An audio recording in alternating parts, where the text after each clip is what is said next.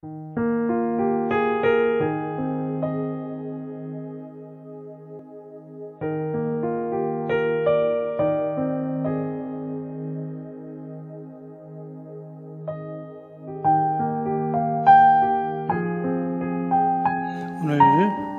연합여전도회 헌신예배 드리는 우리 모든 회원님들 한 분 한 분, 오늘 설교 제목처럼 하나님 앞에 가장 아름다운 헌신의 사람이 되길 주님의 이름으로 축복합니다.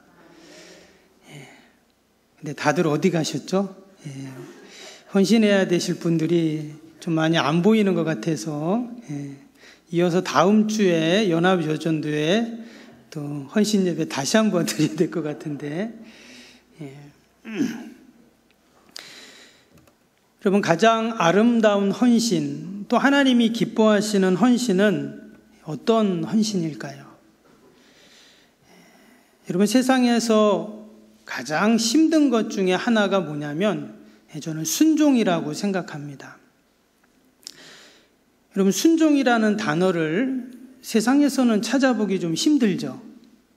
혹이라도 순종이라는 말을 하면 20세기도 아니고 19세기 때 단어를 이야기하냐, 이런 시대가 되었습니다. 그래서 하나님 앞에 가장 아름다운 헌신은 저는 순종이라고 생각합니다. 오늘 말씀 22절을 보면 하나님이 사무엘 선지자를 통해서 하시는 말씀이죠. 22절 다시 보시면, 사무엘이 이르되 여호와께서 번제와 다른 제사를 그의 목소리 청종하는 것을 좋아하심같이 좋아하시겠나이까? 순종이 제사보다 낫고 듣는 것이 수양의 기름보다 나으니.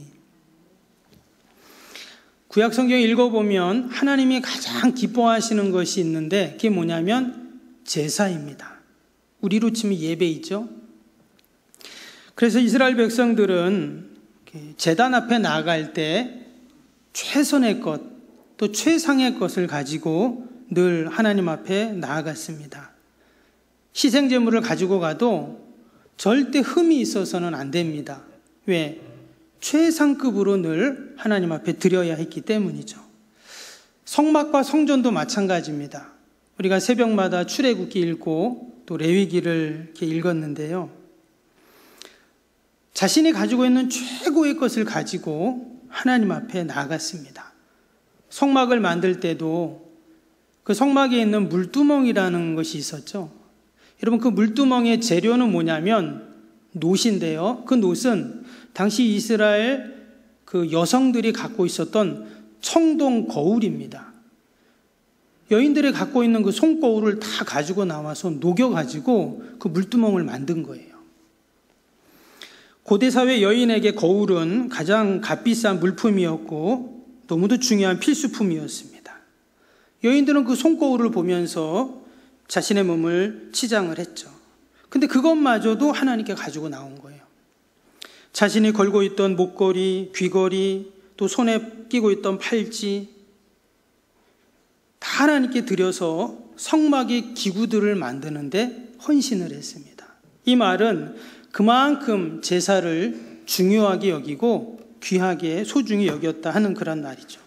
근데 이것은 백성들뿐만 아니라 하나님도 마찬가지입니다. 하나님께서도 세상에 온갖 장소가 있는데 특별히 내가 그 성막, 성전에서 거하고 너희를 만나주겠다, 이렇게 말씀했거든요. 그래서 그 예배의 자리에서 하나님의 영광을 보여주시고 은혜를 베풀어 주셨습니다. 그래서 하나님이 가장 기뻐하는 것, 가장 좋아하는 것은 뭐냐? 예배입니다. 아멘. 아멘. 여러분들은 가장 하나님이 기뻐하시는 자리에 지금 나와 계신 거예요. 그런데 오늘 말씀해 보니까 하나님이 이 예배보다 더 기뻐하시는 게 있다고 말씀합니다. 그것이 뭡니까? 바로 하나님의 목소리를 청종하는 것, 바로 그 말씀에 순종하는 것을 더 기뻐하신다고 오늘 22절에 이야기를 하고 있어요. 그래서 우리가 하나님 앞에 가장 아름다운 헌신은 뭔가? 순종입니다. 세상 사람들은 다 순종을 멀리하고 지금 무슨 순종을 말하냐, 이렇게 이야기하지만 성경에서는 가장 아름다운 헌신을 순종이라고 거듭 이야기를 하고 있습니다. 우리 아이들 집에서 특별히 우리 믿는 가정들은 아이들에게 어렸을 때 성경 이야기들을 해주잖아요. 그럼 아마 그런 경험이 있을 겁니다. 이제 창세기 얘기를 하면서 아담과 하와 얘기를 할 때 하나님께서 아담과 하와를 만드시고 또 선악과를 만들었는데 아담과 하와가 그 하나님 말씀에 불순종해서 그 선악과를 먹지 말라는데 먹었다. 그로 말미암아 죄가 들어오고 그래서 에덴 동산에서 쫓겨나고 남자는 일을 해야 되고 여자는 아이를 낳아야 되고 우리는 그래서 다 죄인이야. 이런 얘기를 하면 저희 어렸을 때는 그냥 이렇게 끝났는데 요즘 아이들은 어떻게 합니까? 요즘 아이들은 하도 똑똑해서 왜 하나님이 선악과를 만들었죠? 왜 하나님이 그 아담과 하와가 선악과 먹어서 죄를 지었는데 왜 내가 죄인입니까? 하나님이 그걸 다 알고 계셨는데 왜 그럼 못 먹게 못했어요? 애들이 하도 똑똑해갖고 계속 질문합니다. 그러면은 부모는 뭐라고 합니까? 야, 성경 말씀을 이성과 논리로 이해하는 게 아니야. 그냥 하나님 말씀이니까 그대로 믿으면 돼. 순종해. 순종하면 하나님이 복을 주셔. 그럼 아이들은 앞에서는 가만히 있습니다. 그러나 뒤로 돌아서는 이해할 수가 없죠. 하나님은 무조건 순종하라고 하시는 분인가 봐. 이렇게 아이들은 생각을 합니다. 여러분, 하나님이 기뻐하시는 순종, 과연 어떻게 해야 참된 순종이 될까요? 19세기 남아프리카 성자라고 하는 앤드류 머레이 목사님이 있습니다. 이분이 순종학교라는 책을 썼는데 그 책에 보면 순종에 대해서 이렇게 말했어요. 순종은 하나님의 의지에 나의 의지를 드리는 것이다 이랬어요. 하나님의 의지에 나의 의지를 드리는 것. 정말 그렇죠. 순종에는 나의 의지가 다분히 들어가 있습니다. 그냥 말로만 생각으로만 순종한다 100% 순종이라고 말할 수 없겠죠. 창세기 12장에 보면 하나님이 아브라함을 부르십니다. 그때 하나님이 아브라함에게 이렇게 말하죠. 너는 고향과 친척과 아버지의 집을 떠나라. 그러면 내가 너에게 복을 주고 내 이름을 창대케 하고 큰 민족을 이룰 것이다. 이렇게 말씀을 하셨습니다. 이제 아브라함은 어떻게 해야 됩니까? 그 말씀에 순종하려면 정말 보따리를 싸가지고 무려 75년 동안 살았던 자신의 고향, 부모님, 형제들을 떠나야 합니다. 당연히 의지가 필요하죠. 22장에 보면 그가 100세 때 아들 이삭을 얻게 됩니다. 너무도 귀한 생명 같은 아들이었어요. 그때도 하나님께서 그 아들을 번제로 드려라 이렇게 말씀합니다. 그때 아브라함이 어떻게 하냐면 정말 그 아들을 데리고 산에 가가지고 모리아 산에 가서 그 아들을 묶어놓고 정말 죽이려고 합니다. 근데 성경에는 그 모습을 뭐라고 했냐면 히브리서 11장 7절에 보면 아브라함은 시험을 받을 때에 믿음으로 이삭을 드렸으니 그는 약속들을 받은 자로 돼 그 외아들을 드렸느니라. 여기에 보면 이삭을 드렸으니 이렇게 말씀했어요. 그러니까 드리는 척한 게 아니라 정말 드렸다는 거예요. 순종했다는 것입니다. 이처럼 하나님의 말씀에 순종하는 자에게 하나님은 그 대가로 복을 주시죠. 순종하는 자에게는 반드시 하나님이 복을 줍니다. 그래서 22장 16절 18절에 어떤 내용이 나오냐면 이르시되 여호와께서 이르시되 내가 나를 가르쳐 맹세하노니 내가 이같이 행하여 내 아들 독자도 아끼지 아니하였은즉 내가 내로 큰 복을 주고 내 씨가 크게 번성하여 하늘의 별과 같고 바다의 모래와 같게 하리니 내 씨가 그 대적의 성문을 차지하리라. 또 내 씨로 말미암아 천하 만민이 복을 받으리니 이는 내가 나의 말을 준행하였음이니라. 분명히 하나님께서는 내가 나를 맹세하여 이렇게 말씀했어요. 그래서 하나님은 순종하는 자에게 하나님이 맹세하시면서 복을 주겠다고 또 그 복을 주시는 그런 하나님이십니다. 이처럼 순종을 하나님이 너무도 기뻐하신다 하는 거예요.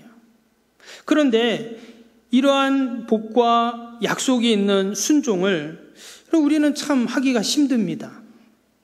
말씀드린 것처럼 우리의 의지가 들어가야 하기 때문에 순종이 쉽지 않아요. 근데 그 앤드류 모레이 목사님이 그 순종학교에서 또 이런 말을 합니다. 우리는 예수님을 믿는 순간 모두 순종학교에 입학한다 했어요. 한마디로 내가 예수님 믿는다고 그 교회 나온다고 당장 내가 순종의 사람이 되는 게 아니다는 거예요. 조금씩 나의 의지를 하나님 앞에 드릴 때 내가 순종의 사람으로 만들어져 간다 하는 이야기를 합니다. 여러분, 저와 여러분은 지금 이 순종학교에서 계속 순종의 사람으로 만들어져 가고 있는 줄로 믿습니다. 어떤 분은 좀 많이 순종하는 분도 있어요. 어떤 분은 덜 순종한 분도 있습니다. 그분은 순종학교에서 좀 더 공부해야 되겠죠. 좀 더 순종을 배우고 훈련을 하면 됩니다. 그래서 혹이라도 아니 저분은 왜 이렇게 순종하지 못하지? 이렇게 보지 마시고 저분은 지금 훈련하고 있구나. 아직 과정 중이구나. 진행 중이구나. 그렇게 보면 됩니다. 오늘 사무엘상 15장에는요. 정말 아름다운 헌신, 진정한 순종이 무엇인가를 우리에게 잘 보여줍니다. 당시 사무엘 선지자가 이 사울왕, 이스라엘 초대 왕이죠. 사울왕을 찾아가서 하나님의 말씀을 하는 그런 장면입니다. 사실 오늘 말씀은 사울의 실패를 보여주는 본문입니다. 사실 우리는 이 사울의 실패를 보면서 귀한 교훈을 얻죠. 저는 한편으로 이 성경을 읽을 때 이 사울왕이 참 고마워요. 그래서 천국에 가면 꼭 두 사람을 만나고 싶은데 한 사람은 바울 사도고 또 한 사람은 사울왕입니다. 바울 사도 때문에 우리가 다 복음을 들었잖아요. 그 바울이 땅끝까지 다니면서 복음을 전했으니까. 그리고 또 한 사람은 사울인데 사실 우리는 성경을 읽다가 참 사울이 못됐다 생각하지만 사실 아닙니다. 여러분, 사울의 실패 때문에 우리가 귀한 교훈을 얻고 나는 이렇게 하지 말아야지 하는 은혜를 받거든요. 사울이 들으면 좀 기분 안 좋겠지만 그래도 우리가 이 말씀을 통해서 여러분 그러한 은혜와 지혜를 얻어야 할 줄로 믿습니다. 이 앞부분에 보면 어떤 내용이 나오냐면 이 사울이 이끄는 이스라엘 군대가 아말렉 군대와 전쟁을 하게 됩니다. 그때 전쟁을 하는 이유가 뭐냐면 이전에 아말렉이 이스라엘에게 했던 만행 때문이에요. 그것은 몇백 년 전 일인데요. 이스라엘 백성들이 출애굽했을 때 그들이 홍해를 지나 르비딤이라는 곳에 갑니다. 근데 며칠 동안 물을 못 먹어서 다 허덕이고 힘들 때 하나님이 반석에서 물을 내주시죠. 그래서 그 물을 먹고 다 쉬고 있는데 그때 뒤에서 이 아말렉 족속이 쳐들어옵니다. 가장 연약하고 뒤떨어지고 힘들었던 사람들을 공격하는 것이죠. 참 야비합니다. 그래서 하나님께서는 뭐라고 말씀하시냐면 그 아말렉을 이 땅에서 다 지워버려라 이런 말씀을 하세요. 근데 그게 몇백 년 전 일입니다. 그런데 하나님께서 이제 때가 되니까 그 말씀대로 행하시는 거예요. 그래서 이스라엘이라는 나라가 세워지고 그래서 조직이 정비되고 군대가 생기니까 이제는 그 아말렉을 진멸해라 그렇게 사울에게 말씀한 거죠. 사울왕은 그 말씀에 순종해서 아말렉과 전쟁하고 승리하게 됩니다. 너무나 감사한 일이죠. 그런데 다 아말렉을 하나님은 어떻게 했냐? 마치 지우개로 지워버리듯 다 진멸하고 없애라 이게 말씀을 하셨어요. 그런데 그 말씀 앞에 순종하지 못하고 결국 사울이 순종의 문제에서 넘어졌다 하는 것입니다. 그리고 우리가 하나님 앞에 하나님의 의지에다가 나의 의지를 드린다는 것이 이것입니다. 하나님의 뜻, 하나님의 계획, 하나님의 생각이 있어요. 그 하나님의 의지에 나의 의지와 뜻을 맞춘다는 것이 바로 순종인 것입니다. 오늘 19절의 말씀을 보니까요. 19절에 이렇게 말씀합니다. 어찌하여 왕이 여호와의 목소리를 청종하지 아니하고 탈취하기만 급하여 여호와께서 악하게 여기시는 일을 행하였나이까. 여기 보면 여호와 앞에서 악하게 행했다 이렇게 지금 이야기를 합니다. 사울이 지금 악하게 행했다는 거예요. 즉 순종하지 않은 그 모습이 악하다 이렇게 말해요. 근데 원래 사울은 악한 사람이 아니었죠. 그는 원래 어떤 사람입니까? 아주 겸손한 사람이었습니다. 위에 17절에 보니까 그가 왕으로 세워질 때 모습을 기록합니다. 사무엘이 이르되 왕이 스스로 작게 여길 그때에 이스라엘 지파의 머리가 되지 아니하셨나이까? 여호와께서 왕에게 기름을 부어 이스라엘의 왕으로 삼으시고. 이 사울이 처음에 왕이 될 때요, 저는 너무나 작고 연약한 자입니다. 그는 이렇게 자신을 생각을 하고 이야기를 했습니다. 다른 말로 하면 참 겸손한 사람이죠. 그런 그가 하나님께서 선지자 사무엘을 통해서 이제 기름을 부어주세요. 그때도 그는 다 사양을 합니다. 내가 제일 작은 지파, 베냐민 지파에 속한, 그것도 가장 작은 그런 우리 집안인데 내가 어떻게 이스라엘의 왕이 됩니까? 하면서 굳고 사양을 하잖아요. 그러나 그 하나님의 뜻 앞에 그는 순종을 합니다. 그래서 이스라엘의 초대왕이라는, 초대왕이 얼마나 중요합니까? 초대왕이 되는 것이죠. 그런데 이제는 그가 여호와 앞에서 악을 행하는 자다 이랬습니다. 근데 그 악이 뭐라고 했습니까? 그 악이 여호와의 목소리를 청종하지 않는 것이다 했어요. 그리고 밑에 23절에 보니까 왜 그가 하나님 말씀에 순종하지 않았는지 이렇게 말했어요. 이는 거역하는 것은 점치는 죄와 같고 완고한 것은 사신 우상에게 절하는 죄와 같음이라. 왕이 여호와의 말씀을 버렸으므로 여호와께서도 왕을 버려 왕이 되지 못하게 하셨나이다 하니. 그가 지금 하나님 앞에 행한 악을 뭐라고 말했습니까? 여호와의 말씀을 버렸다 이렇게 또 말했어요. 하나님의 말씀을 버렸다는 거예요. 어찌 보면 참 너무 좀 과한 말씀이 아닌가, 너무나도 단호하다 하는 생각을 하게 됩니다. 하나님의 말씀을 버렸다. 다른 말로 하면 하나님을 버렸다 이런 말이잖아요. 왜 사울왕이 하나님의 말씀을 버리고 하나님을 버리는 자까지 되었는가?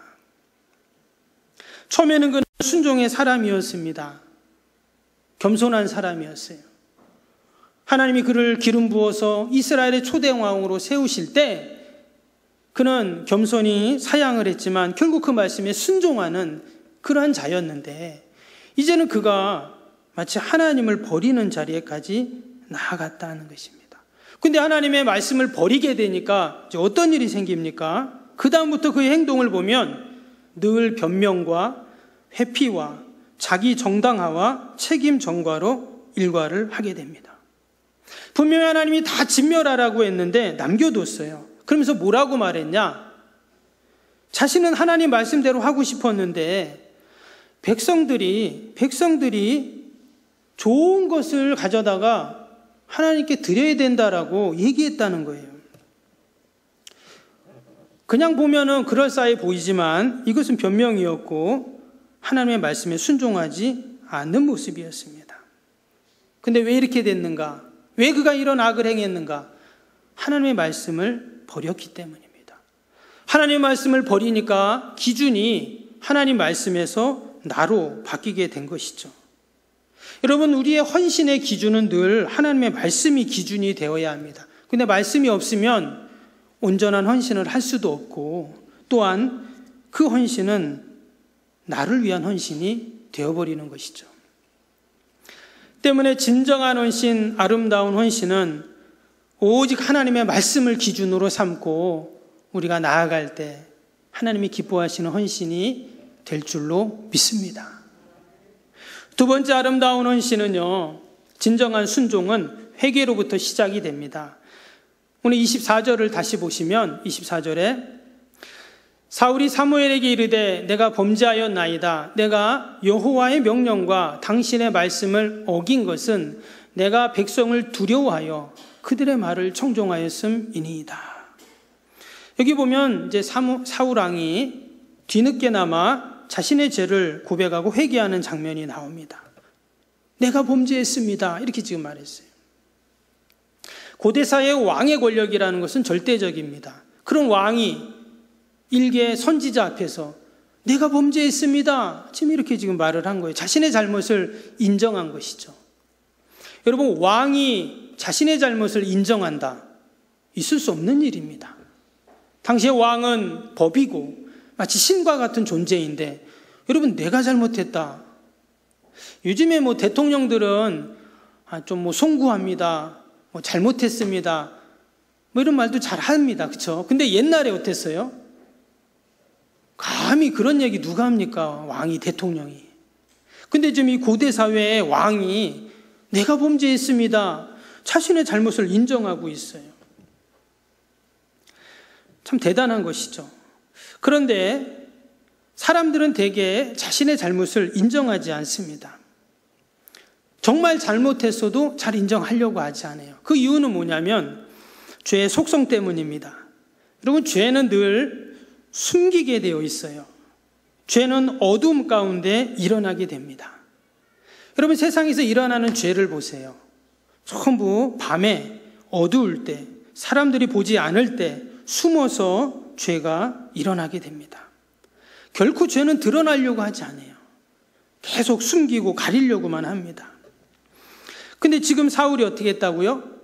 내가 범죄했습니다. 이렇게 지금 다 고백하고 드러냈어요. 참 대단하죠. 그런데 이어지는 말씀을 보면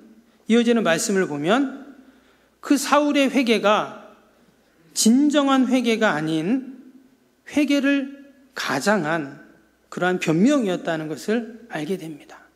이어지는 말씀에 뭐라고 했어요? 내가 여호와의 명령과 말씀을 어긴 것은 백성들 때문이라는 거예요. 당연히 왕은 백성을 살피고 백성의 마음을 헤아리고 백성을 위해서 존재합니다. 그런데 지금 그의 말을 들어보면 자신은 잘못이 없고 결국 백성들 때문에 그랬다 하는 핑계를 대고 있습니다. 그것을 더 정확히 알 수 있는 게 또 앞에 보면 13장에 어떤 내용이 나오냐면요. 블레셋과의 전쟁이 또 나옵니다. 근데 전세가 점점 어려워지니까 이 사울왕이 어떻게 하냐면 사무엘 선지자를 불러오라고 합니다. 빨리 와서 이 전쟁터에서 제사를 지내는 거예요. 그래서 우리가 이길 수 있도록 해달라는 거예요. 근데 당시 사무엘은 먼 길갈에 있었습니다. 원래 며칠을 걸리는 거예요. 그러니까 이 사울왕이 급한 마음에 어떻게 하냐면 자기가 제사를 드립니다. 한참 후에 사무엘 선지자가 왔어요. 왕이시여, 지금 뭘 한 겁니까? 그랬더니 아니, 아무리 기다려도 오지도 않고 전쟁에서는 우리가 질 것 같고 그래서 내가 급한 마음에 어쩔 수 없이 이렇게 제사를 드렸습니다 말이에요. 그러나 그 또한 합리화였습니다. 하나님의 말씀의 기준대로 하지 않고 자기의 생각대로 뜻대로 하게 된 것이죠. 여러분, 순종하지 않는 자 이처럼 늘 변명만 늘어놓게 됩니다. 하나님 앞에서 해야 할 진정한 회개마저도 거짓 회개를 하게 되는 것이죠. 사울의 거짓 회개는 그의 죄보다 더 악합니다. 겉으로는 회개하는 것처럼 보이지만 실제적으로는 그는 또다시 죄를 짓고 있다라는 것이죠. 여러분, 순종이 이처럼 어렵습니다. 왜냐? 순종은 인간의 본성이 아니기 때문입니다. 우리는 순종보다 불순종을 너무나 잘해요. 우리가 아이를 키워보면 압니다. 여러분, 어린아이들이 가장 먼저 하는 말이 엄마라고 하죠. 그 다음 하는 말이 뭔 줄 아세요? 싫어입니다. 이건 교육학자들이 하는 말이에요. 누가 가르쳐주지도 않았는데 싫어, 아니야, 내 거야, 이런 말을 가장 먼저 한다는 거예요. 무슨 말입니까? 인간의 내성에 그 죄성이 다 있다라는 거예요. 불순종이 너무나도 자연스럽습니다. 때문에 우리가 예수님을 만나 우리가 순종을 훈련하고 순종을 위해서 우리는 늘 기도해야 하는 것입니다. 내가 교회 나오고 예수님 믿었다고 당장 순종의 사람이 됩니까? 앤드류 모레 목사님 말씀처럼 우리는 다 순종학교에 입학해서 훈련을 받아가고 조금씩 순종의 사람으로 바뀌어가고 있는 것입니다. 여전히 내 안에는 불순종의 성향이 남아 있습니다. 근데 내가 예수님 믿으면 주님이 내 안에 오시기 때문에 내 안에 있는 불순종의 성향과 순종의 성향이 같이 싸우게 되는 거죠. 순종의 성향이 더 강하면 나는 순종의 사람이 되고 불순종의 성향이 더 힘을 얻으면 불순종하게 되는 것입니다. 그리고 우리의 삶의 열매로 그것이 다 나타나게 되죠. 그럼 우리가 어떻게 하면 순종의 사람이 될 수 있습니까? 앞에서 말씀 나눈 것처럼 하나님의 말씀이 내 안에 있어야, 그 말씀이 기준이 돼야 참된 순종의 사람이 될 수 있는 것입니다. 지금 사울이 웨이처럼 겸손했던 사람, 순종의 사람이었던 그가 이처럼 핑계를 대고 책임을 전가하고 자기 합리화를 하고 거짓 회개를 할까요? 말씀을 버렸기 때문이에요. 그가 점점 하나님으로부터 멀어졌기 때문에 순종으로부터도 멀어지게 된 것입니다. 우리 모두 여전대 회원들 한 분 한 분이 여러분 순종의 요정들이 다 될 수 있기를 바랍니다. 그러기 위해서는 내가 말씀의 사람이 되고 내가 늘 하나님의 말씀을 붙잡고 그 말씀의 중심대로 우리에게 맡겨진 사명을 감당하고 우리 삶의 자리를 지켜갈 때 가장 아름다운 헌신의 사람, 순종의 사람이 될 줄로 믿습니다. 이 땅에서 가장 순종을 잘한 분이 계십니다. 바로 예수님이시죠. 예수님은 어떤 분이십니까? 말씀이셨습니다. 말씀이 육신이 되어 이 땅에 오셨다고 했죠. 이 때문에 예수님은 말씀이셨기 때문에 예수님은 늘 그 말씀으로 충만해서 늘 순종의 모습을 보이셨습니다. 마지막 십자가에서까지도 순종하시고, 아니 순종을 넘어 복종하셨던 우리가 그 주님의 모습을 늘 생각하면서 저와 여러분이 이 시대에 다 거부하고 회피하고 다 구시대적인 이야기라고 말하는 그 순종, 저와 여러분이 그 순종의 사람이 될 수 있기를 바랍니다. 아멘. 기도하겠습니다.